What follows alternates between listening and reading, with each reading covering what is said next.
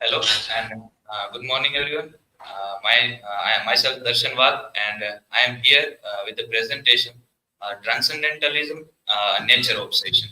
This is my personal information. So, through this presentation, we will explore the role of nature in Transcendentalism. So, Transcendentalism was a 19th century American philosophical movement that was led by Ralph Waldo Emerson. Uh, this movement emphasized intuition, individualism, and a deep connection to nature. They believe that by communing with nature, they could experience a higher reality and achieve a deeper understanding of themselves.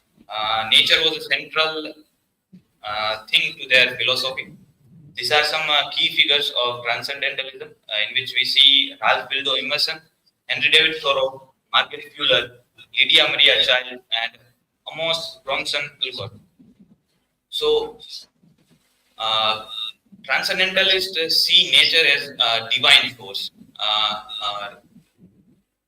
Ralph Waldo Emerson gave a term called oversoul in his essay Nature. So, oversoul is simply means that it is a divine spirit and it connects all living things and natural order like an invisible web.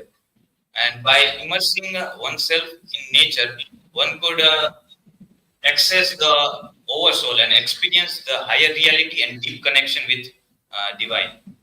And they emphasized a personal connection with divine through nature and bypassing the need of traditional religious dogma. So they believe that nature is the thing instead of religion to access the higher reality. So they, by going through nature, they believe that nature itself is a sacred thing and a divine thing. So I'm here quoting Emerson, in which one philosophical essay of his, Nature, he wrote that the aspect of nature is devout like the figure of Jesus. And she stands with bended head and hands folded upon the breast. So it shows that Emerson, who is a prominent figure of this particular movement, sees nature as a godly figure. So transcendentalists believe that nature is a more reliable source of truth than a traditional institution like religion or government. Like we see any other religion, they have their particular gods and they believe that it is the ultimate truth. In which in transcendentalism, we see that they see nature as a true source and a godly figure. But the difference is that we can see the nature, we can see the physical form of nature, and we can experience nature. Henry David Thoreau, another important transcendentalist, expressed this in his Walden writing. So, Walden is basically a book written by Henry David Thoreau. It was published in 1854, and it has a great value in American literature, in which he says that I went to the woods because I wished to live in deliberately, to front only the essential fact of life and see if I could not learn what it had to teach and not. When I came to die, I discovered that I had not lived. So, Walden, Henry David Thoreau had experienced nature in his life, and he wrote his experience in this very book, Walden, in which he shares the intimacy of nature that he felt during the 2 years of living in the nature near Walden Pond in America. So transcendentalists see nature as a teacher who can teach them self-reliance, simplicity, and the importance of living in harmony.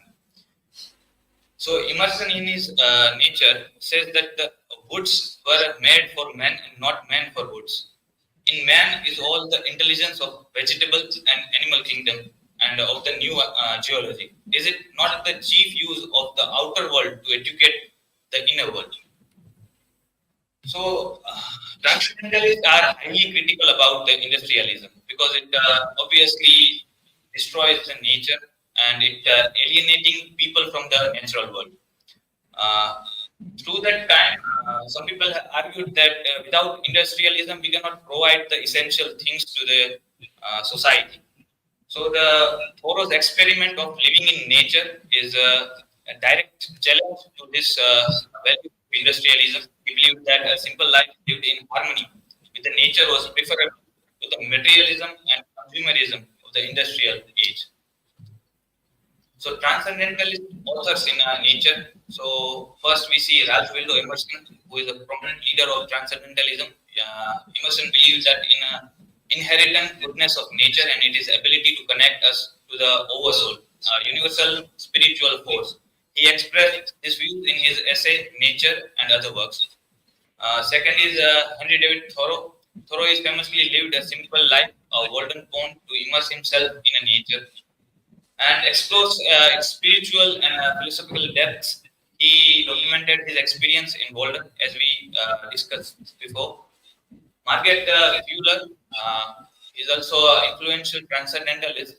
Fuller saw nature as a source of empowerment and individual growth, particularly for women. She believed that connecting with nature could help women break free from societal constraints. And last, we see Walt Whitman, who is also a prominent poet in the American literature. He was also heavily influenced with this movement ideas about nature.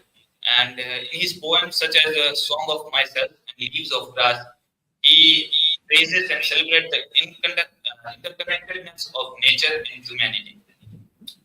So, to conclude, transcendentalism or transcendentalists believe that nature is the source of their truth. Nature is something divine. Through nature, they can access the higher reality, or they can access the oversoul, we can say. And it highly critical about the industrialism, and they believe living in nature, in harmony, and abandon the materialistic aspect of human life. These are the sources you can visit for further reading. Thank you. Now I would like to have your questions.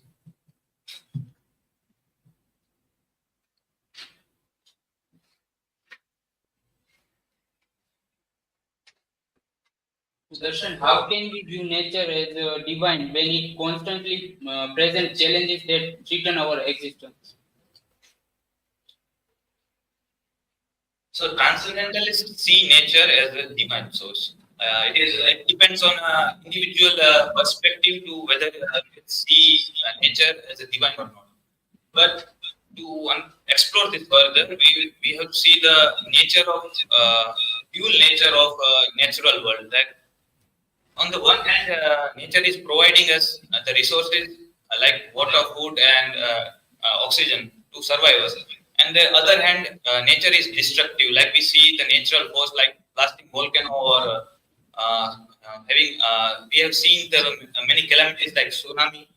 So it depends on individual perception that how one can see whether he can see nature as a divine or not. Next, please.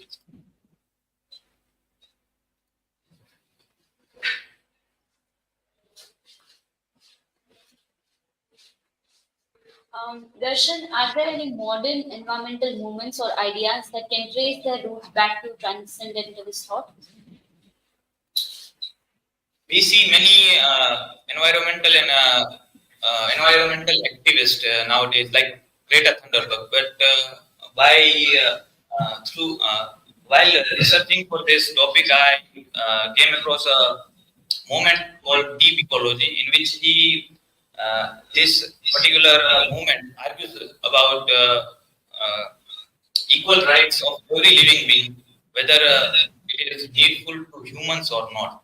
So there are many movements and many activists nowadays uh, that can trace the roots of transcendentalism. Thank you very much.